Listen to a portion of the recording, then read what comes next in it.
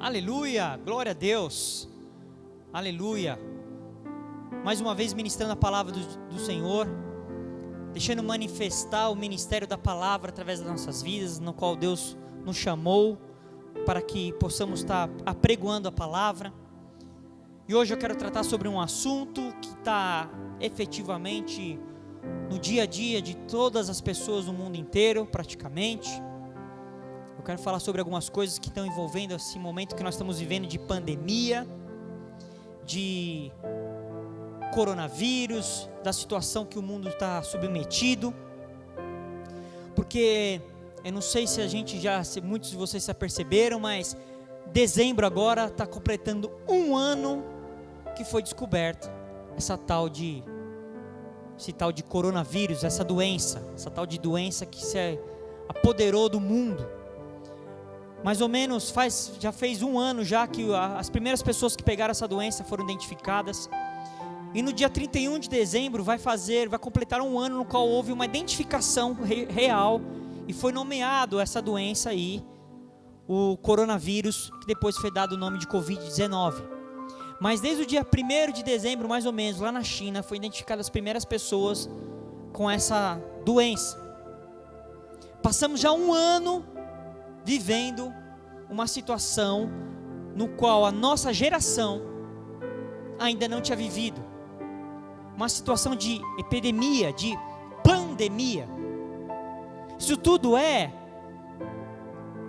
evidência de coisas que estão acontecendo, no qual Deus já, através da sua palavra, já havia pré-anunciado. Jesus disse que isso era o princípio das dores, e que no princípio das dores aconteceriam coisas, entre elas epidemias. E nós estamos passando agora, finalizando mais um ano, e essa pandemia chegou e tomou conta de várias situações. E eu quero tratar dessa situação no qual nós estamos vivendo, no qual a igreja também foi acometida.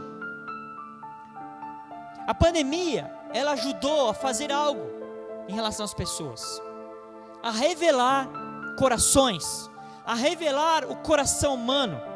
A pandemia ajudou a revelar o coração da igreja, o caráter da igreja, a natureza da igreja, o que a igreja é, como a igreja estava vivendo, o que estava oculto no coração, no mais íntimo do coração, do seio da igreja.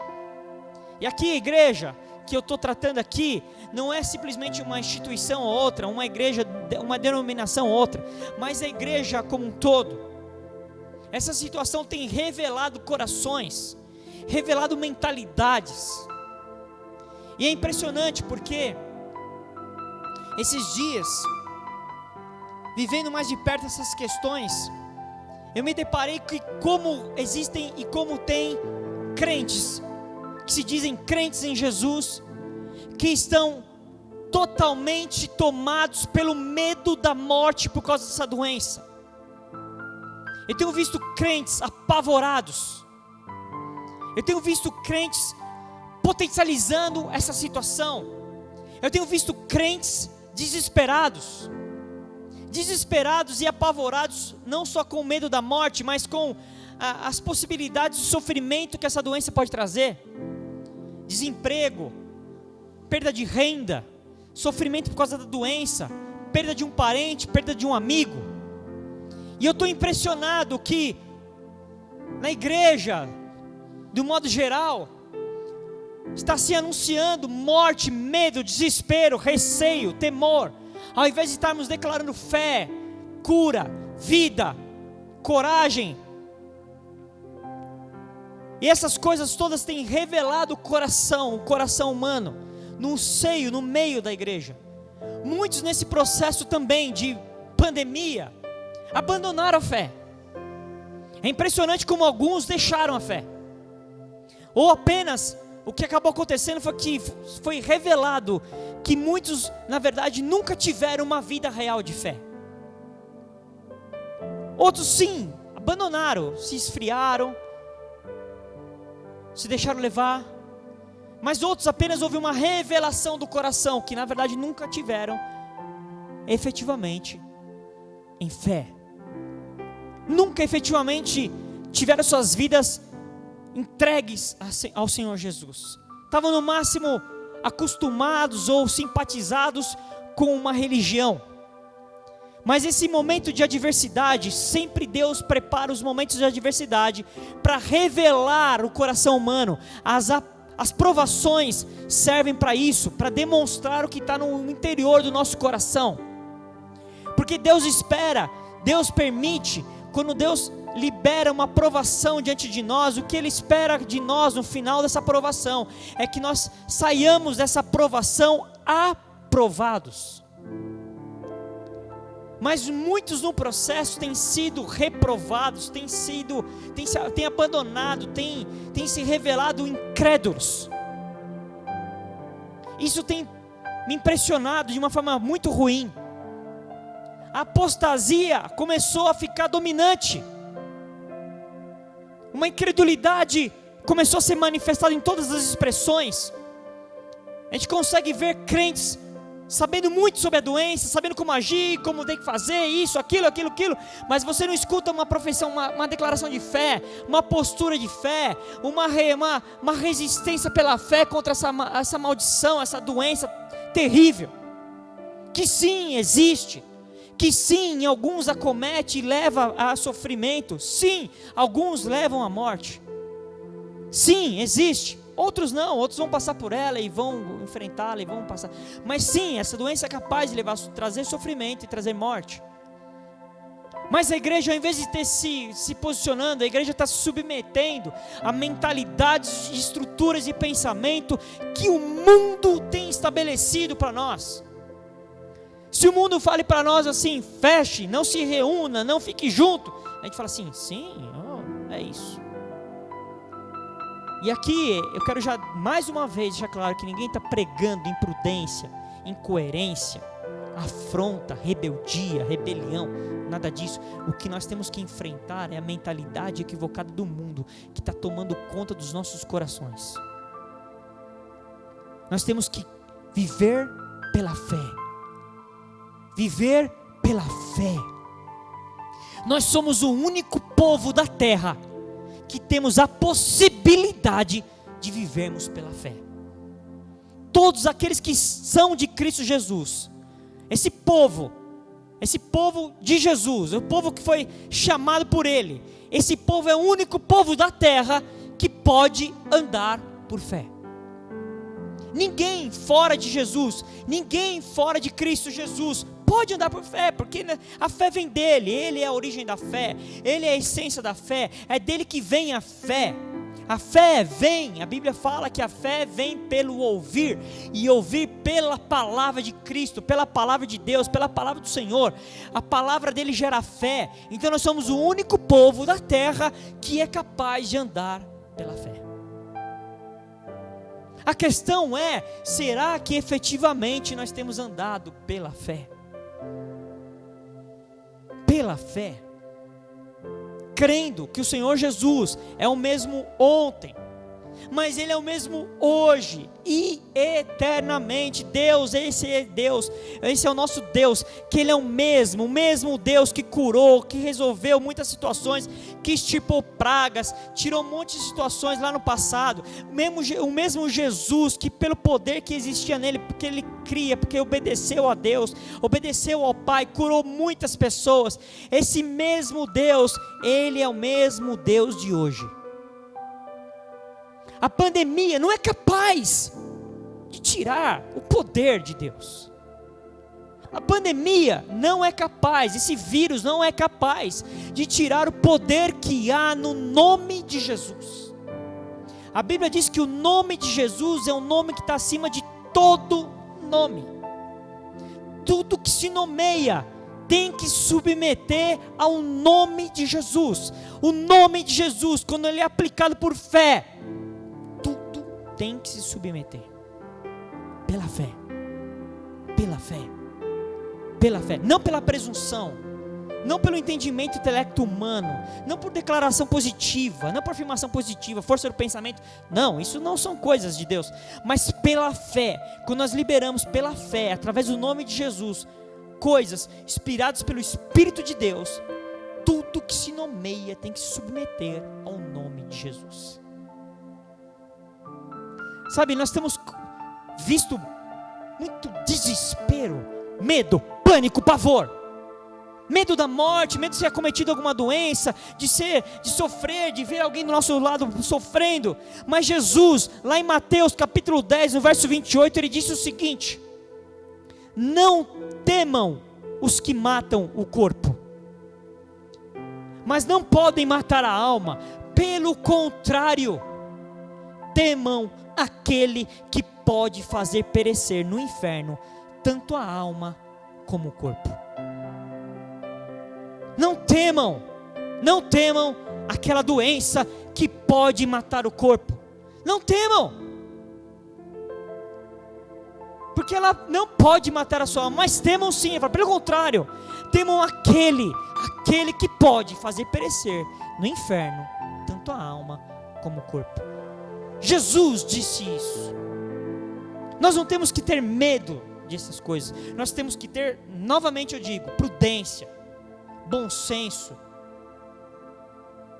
Mas medo, não. Porque medo é ausência de fé. Medo é ausência de fé. Toda vez que você tem medo de alguma coisa, está lhe faltando fé. Faltando fé. Isso não é o modo de vida de um cristão. Não foi por causa disso que Jesus morreu e nos trouxe a vida. Esse não é o estilo de vida, o padrão de vida que a palavra estabelece para nossas vidas. A palavra não estabelece para nós de forma alguma o padrão do medo para reger nossas vidas. A palavra diz que o amor lança fora todo o medo. Então todas as vezes que eu estou amando a Deus sobre todas as coisas da minha vida, o medo é lançado fora. Fora. A questão é, será que nós efetivamente estamos amando a Deus sobre todas as coisas? As provações, elas existem para provar e revelar o nosso coração. Mas essas não são as realidades de uma nova criatura. Todos aqueles que estão em Cristo Jesus, todos aqueles que foram alcançados por essa salvação, alcançados pela graça, todos aqueles que aceitaram, reconheceram e confessaram a Jesus como Senhor, como Salvador da vida deles, todos esses, a palavra nos afirma que eles se tornam novas criaturas. Novas criaturas somos. Em 2 Coríntios capítulo 5, verso 17 diz: pelo que, se alguém está em Cristo, nova criatura é. Se alguém está em Cristo, nova criatura é. Mas será? É. Se alguém está em Cristo, tem que estar em Cristo. Não é estar na religião, não é estar no pensamento positivo, não é estar dentro de uma questão doutrinária, filosófica. Aqueles que estão em Cristo, nova criatura é. E no final do versículo diz que eis que tudo se fez novo. Todo aquele que está em Cristo, sem exceção, se a pessoa está em Cristo, ele é uma nova criatura. E é uma nova criatura por quê? Porque ele nasceu de novo. Em João, no livro de João fala isso, em João capítulo 3, verso 7, salvo engano, diz que aqueles que nós nascemos de novo. Por que é uma nova criatura? Porque nós nascemos de novo. A palavra diz que nós estávamos mortos nos nossos pecados e delitos, mas Jesus nos alcançou pelaquela obra da cruz. Ele nos alcançou, nos redimiu, nos restaurou, nos purificou, nos justificou, e nós nascemos de novo. Por isso nós somos nova criatura. Somos uma nova criatura porque nós somos criados em Cristo Jesus. Efésios capítulo 2, verso 10 diz isso. Nós somos criados nele. E essa criação que foi gerada nele me tornou uma nova criatura. Eu sou uma nova criatura em Cristo Jesus. Por que eu sou uma nova criatura? Porque eu fui gerado pela palavra da verdade. Tiago fala isso no capítulo 1. Eu fui gerado não por uma doutrina, não por um entendimento humano, não por uma declaração positiva, filosófica, não por uma coisa de uma força humana. Não, eu fui gerado pela palavra da verdade. Foi isso que me gerou me tornou uma nova criatura. Por quê? Porque a Bíblia diz porque eu nasci não de uma semente corruptível, mas de incorruptível, pela palavra de Deus, no qual vive e permanece. Por isso eu sou uma nova criatura. Essa palavra não é uma semente corruptível, que se perde, que perece. Ela é incorruptível, e nela que me gerou, foi ela que me fez, e eu me tornei uma nova criatura. Não porque eu fiz alguma coisa, não porque eu mereci alguma coisa, não é por mérito, mas é pela graça.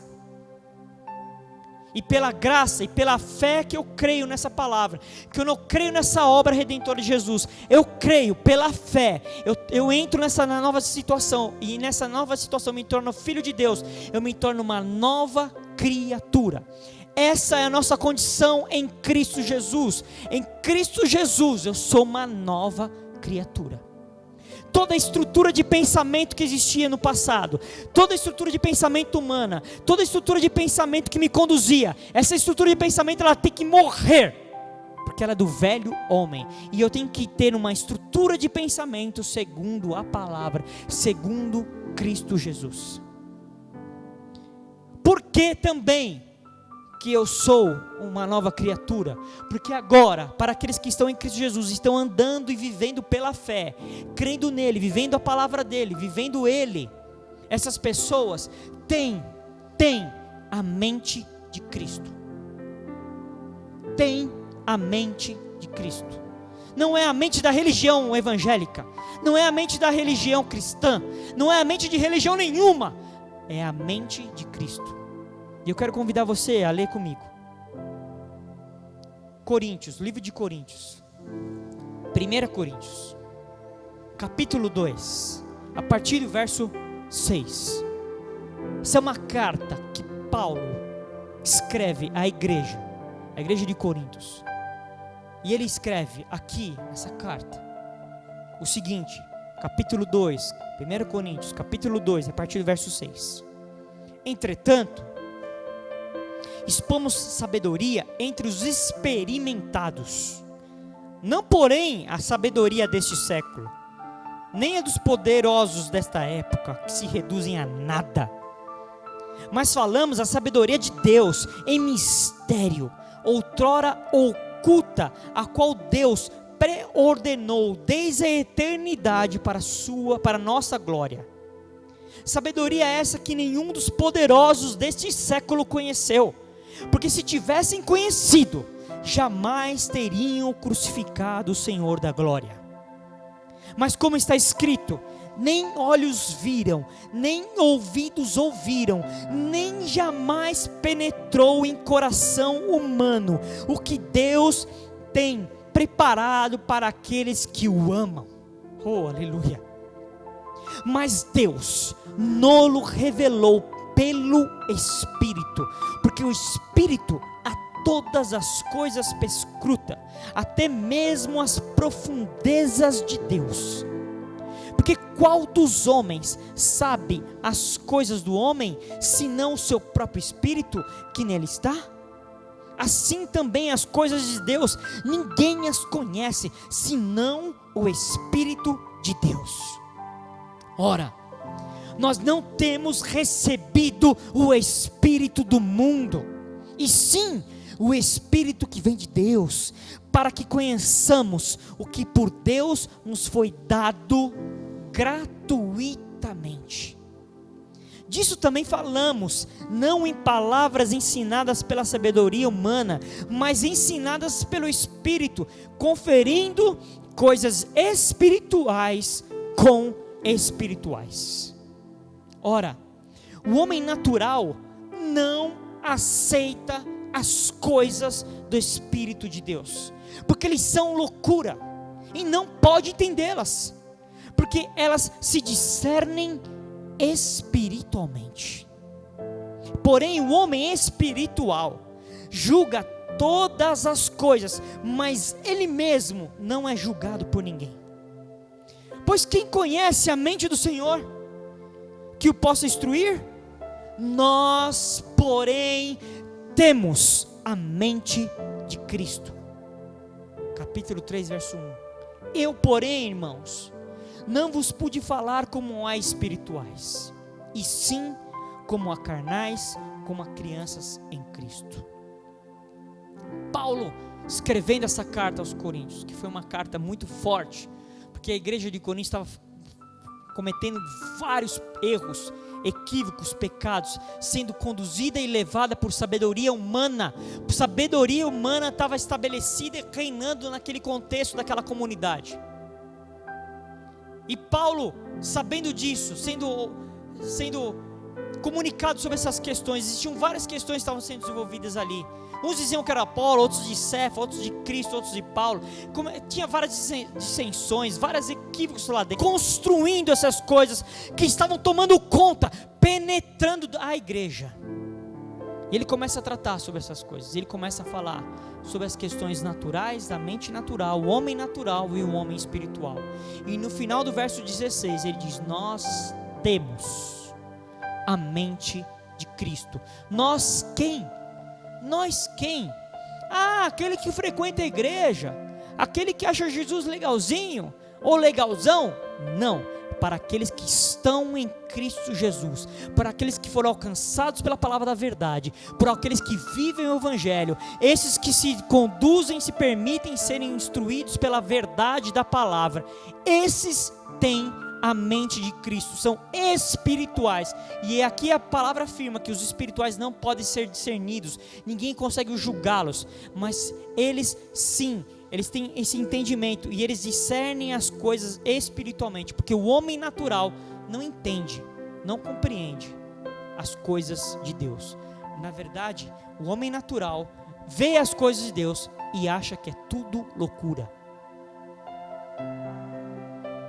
Quer ver uma coisa? Se eu disser para você que se tiver alguém com coronavírus e alguém inspirado pelo Espírito de Deus, pela fé, impor as mãos sobre essa pessoa e pela fé, no nome de Jesus Cristo, declarar a cura, aquela pessoa pode ser curada. Contar isso para os cientistas, contar isso para os médicos, contar isso para a sociedade, para aqueles que não creem a Deus, ele fala assim: você é louco, isso é loucura, isso não existe. Isso é fanatismo, isso é piragem, isso é um religioso fanático. Mas essa é a palavra da verdade. Essa é a verdade que tem que reinar em nós. Esse versículo 16 do capítulo 2, que no final fala sobre que nós temos a mente de Cristo, ele pode também ser traduzido da seguinte forma, com base no texto original: ninguém pode instruir ao Senhor.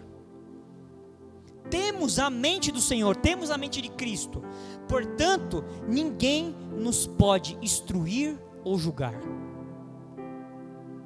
O único que pode, quando nós estamos em Cristo Jesus, nos instruir e julgar é Ele próprio. Só Ele. Quando eu estou obedecendo, quando eu estou vivendo em fé, quando eu estou caminhando com Ele. Por quê? Porque aqueles que caminham com Cristo pensam como Ele pensa. Pensam como Ele pensa. Tem uma mente segundo a mente de Cristo, segundo como Cristo pensa. A mente de Cristo, ela é intimamente relacionada, ela tem uma correlatividade, ela é umbilicamente relacionada com o Espírito de Deus. Não tem possibilidade alguma de alguma pessoa ter a mente de Cristo se ele não for instruído e não tiver habitando nele o Espírito de Deus. Abra comigo em Romanos capítulo 8. Romanos capítulo 8, no verso 9. Romanos 8, verso 9. Diz assim: vós, porém, não estáis na carne, mas no Espírito, se de fato o Espírito de Deus habita em vós. E se alguém não tem o Espírito de Cristo, esse tal não é dele. Se alguém não tem o Espírito de Deus, se alguém não tem o Espírito de Cristo, essa pessoa não é dele. A Bíblia está afirmando aqui, é uma garantia, uma declaração de garantia, dizendo que é o seguinte, que nós aqueles que não estão na carne, aqueles que estão em Cristo Jesus, porque o capítulo começa dizendo o seguinte: agora pois, já nenhuma condenação há para aqueles que estão em Cristo Jesus. Esses que estão em Cristo Jesus não estão na carne, mas no Espírito. No Espírito. E aqueles que estão no Espírito, o Espírito de Deus habita neles, esses têm a mente de Cristo. Esses pensam como Cristo pensa, não como a sociedade, não como a política, não como o jornalismo, não como as estruturas de pensamento humano estão por aí toda hora querendo nos moldar, nos amodelar, nos conduzir. Não, a nossa mente é a mente de Cristo, quando estamos em Cristo Jesus, e o Espírito de Deus habita em nós. Gálatas capítulo 4, verso 6. Abra lá em Gálatas capítulo 4, no verso 6, segue na mesma direção, que diz o seguinte: porque vós sois filhos, enviou Deus ao nosso coração o Espírito do seu Filho que clama, Abba, Pai. Somos filhos de Deus, porque Deus enviou ao nosso coração, ao nosso espírito, o Espírito do Filho dele, que foi derramado sobre nós. Esse Espírito que habita em nós clama, Abba, Pai, Paizinho querido, Pai. Só aqueles que têm o Espírito de Deus habitando neles podem dizer para Deus, Pai. Essa mente, ela pertence, essa mente de Cristo, ela pertence àqueles que estão nele, que em decorrência dessa união, dessa conexão que existe entre Jesus, a palavra dele, em nós, isso faz com que a minha mente seja moldada conforme a palavra dele. É o mesmo, esse versículo 16, ele é a mesma estrutura de entendimento e de pensamento do versículo 12 que nós lemos em Coríntios. No versículo 12 do capítulo 2, que diz o seguinte: ora, nós não temos recebido o Espírito do mundo, e sim o Espírito que vem de Deus, para que conheçamos o que por Deus nos foi dado gratuitamente. Para eu conhecer, tomar conhecimento, entendimento daquilo que Deus me garantiu, me deu, me concedeu gratuitamente, não por merecimento, porque nós não merecemos nada, mas Deus nos concedeu de uma forma gratuita a possibilidade de conhecê-lo, de ter entendimento sobre Deus, porque o Espírito que Ele nos deu não foi o Espírito do mundo, mas o Espírito do próprio Deus. Esse é o Espírito que nós devemos obedecer, seguir e nos permitir que nos guie, não o Espírito do mundo. É esse que temos que ser obedientes. Essa palavra mente de Cristo, mente, no original é a palavra nous, que significa mente, compreensão, razão. É a faculdade de raciocínio, intelecto. É diferente de alma, que é a palavra psique, que é muito mais abrangente. Não, aqui essa palavra aqui é a palavra nous, no original, no grego, que significa a capacidade dada por Deus a cada pessoa de pensar, raciocinar. A mente, a capacidade mental para exercer o pensamento reflexivo. Para nós os crentes é como fosse o lugar de recepção dos pensamentos de Deus por meio da fé. Por meio da fé. No original essa palavra significa isso. Por meio da fé eu recebo os pensamentos, os entendimentos, a revelação que vem de Deus pela fé. Essa minha mente é uma mente que ela está liberada para receber esse conhecimento, esse entendimento, porque sem a fé, sem eu estar em Cristo Jesus, a minha mente tem um bloqueio, a minha mente tem uma trava, a minha mente tem uma impossibilidade de receber esse entendimento. Por quê? Porque o Espírito de Deus não habita em mim, então essa possibilidade não existe, só para aqueles que estão em Cristo Jesus. Em 2 Coríntios, no capítulo 4, no verso 3, 2 Coríntios, no capítulo 4, no verso 3, está assim: mas se o nosso evangelho ainda está encoberto, é para os que se perdem que está encoberto. No verso 4, nos quais o Deus, letra minúscula, o Deus deste mundo cegou o entendimento dos descrentes, para que não lhes resplandeça a luz do evangelho da glória de Cristo, o qual é a imagem de Deus. Aqui ele escrevendo agora, aqui nessa segunda carta, ele está falando assim: o nosso evangelho, se ele está encoberto, ele está encoberto para aqueles que se perdem. Por quê? Porque a mente deles está trancada, fechada, impermeável, porque não creem, porque se negam, porque relutam, porque são rebeldes, porque negam, porque não aceitam. Aí sim, esse evangelho fica encoberto, eles não entendem nada. Quando você fala algo do evangelho, eles falam assim: esses caras são malucos, é tudo loucura esses malucões aí. Por que acontece isso? Porque a palavra diz aqui que o Deus deste mundo, Satanás, Deus, letra minúscula, Deus deste mundo é Satanás. A Bíblia diz que o mundo jaz no maligno. O Deus deste mundo cegou o entendimento dos descrentes. Então quem que está conduzindo toda essa historinha aí? Pensamento errado, pensamento de medo, de pavor, de dúvida, de desespero, de angústia. O Deus deste mundo, Satanás, que bloqueia, que faz que fique cego o entendimento daqueles que são descrentes, aqueles que não creem. Satanás cega o entendimento. Toda vez que eu não estou aceitando que a palavra ministra meu coração, que ela entre em mim, permeie os meus pensamentos e controle a minha vida, o Deus desse século está tendo autorização, legalidade, permissão para ir cegar o meu entendimento. Eu espero, peço a Deus que essa não seja a sua realidade. Romanos capítulo 12, no verso 1, no verso 2, que são versículos conhecidos, fala assim: portanto, irmãos, crentes, nós, os filhos, pelas misericórdias de Deus, peço que ofereçam o seu corpo como sacrifício vivo, santo e agradável a Deus.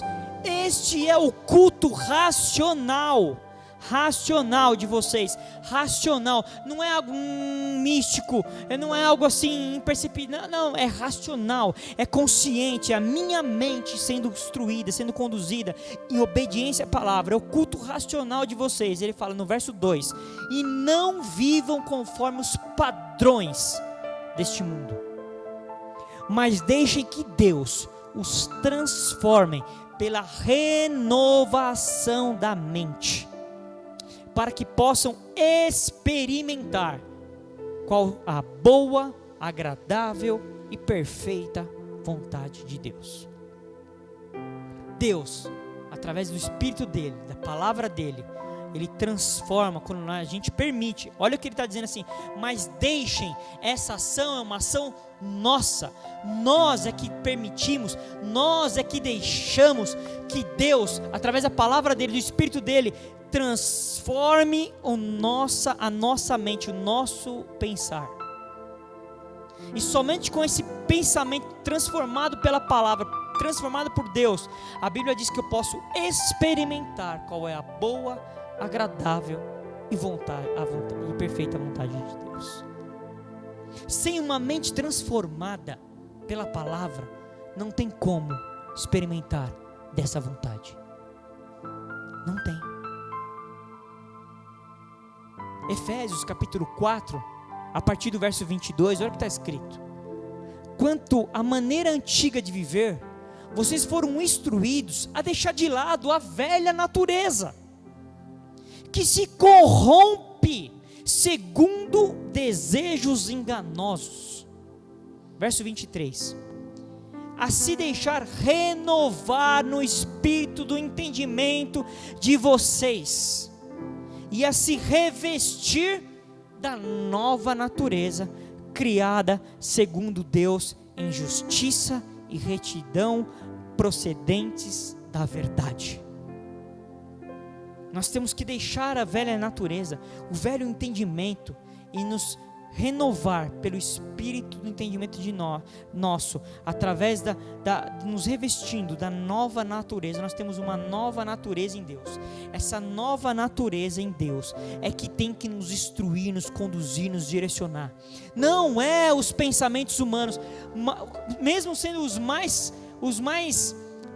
eticamente corretos, os mais basicamente baseados estruturalmente na ciência, no entendimento humano. Não são esses pensamentos que devem nos conduzir, mas os pensamentos que são baseados na palavra da verdade.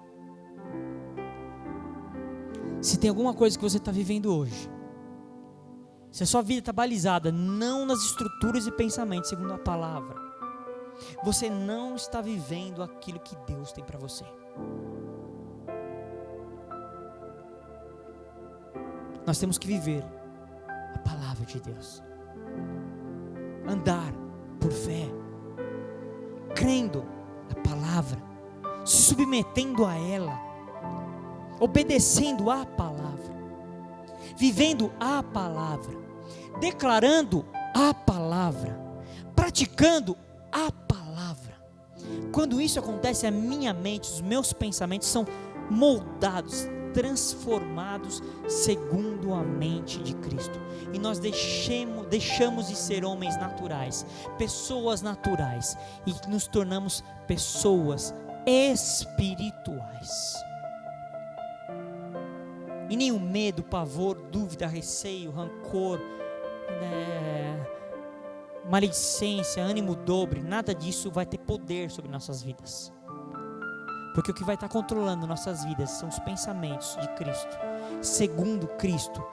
A igreja precisa se posicionar e viver segundo os pensamentos de Deus. Pensais nas coisas lá do alto, diz a palavra em Colossenses. Nós temos que nos posicionar em fé para amaldiçoar essa pandemia, esse vírus, essa doença.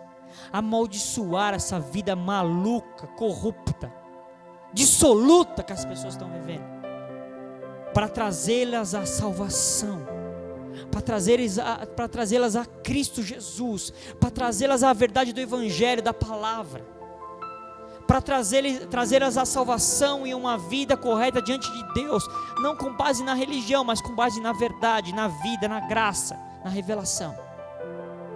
Que em nome de Jesus Cristo essa palavra penetre no profundo do teu ser.